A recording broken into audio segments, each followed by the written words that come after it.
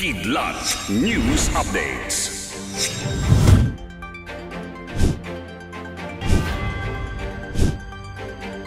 Ako po si Cesar Soriano, kasama ang buong puwersa ng Kidlat News Channel para ihatid ang nangungunang mga balita sa buong kapuluan ngayon.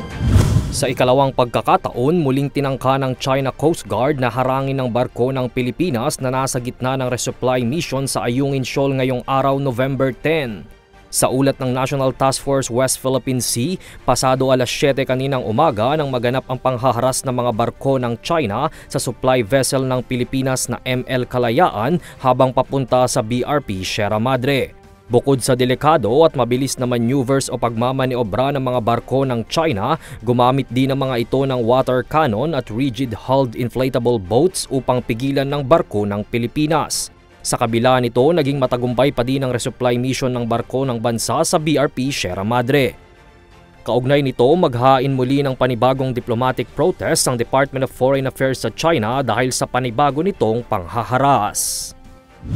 Pinagbabawalan ng mga public schools na magsolicit ng pondo galing sa mga estudyante para pambili ng mga school supplies at appliances. Ito ang paalala ngayon ng Department of Education o DepEd.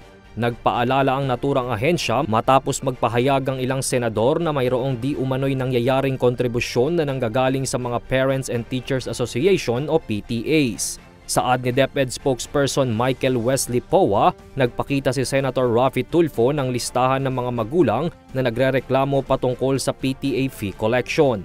Iginiit ni Powa ang no collection policy ng DepEd at kung ginagamit ang mga PTA para mag-circumvent ang polisiya, bukas ang DepEd na tumanggap ng anumang reklamo. Dagdag ni Powa, ang punto ng no collection policy ay hindi dapat nakakaapekto sa grades o kung anumang performances ng bata kapag hindi ito nakapagbigay.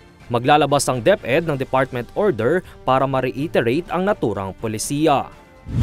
Nagkaroon ng dialogo ang Armed Forces of the Philippines o AFP at United Nations Office for the Coordination of Humanitarian Affairs o UN-OCHA kahapon, November 9. Ito'y upang talakayin ang pagpapalakas ng koordinasyon ng mga sundalo, UN agencies at local and international non-government organizations sa bansa.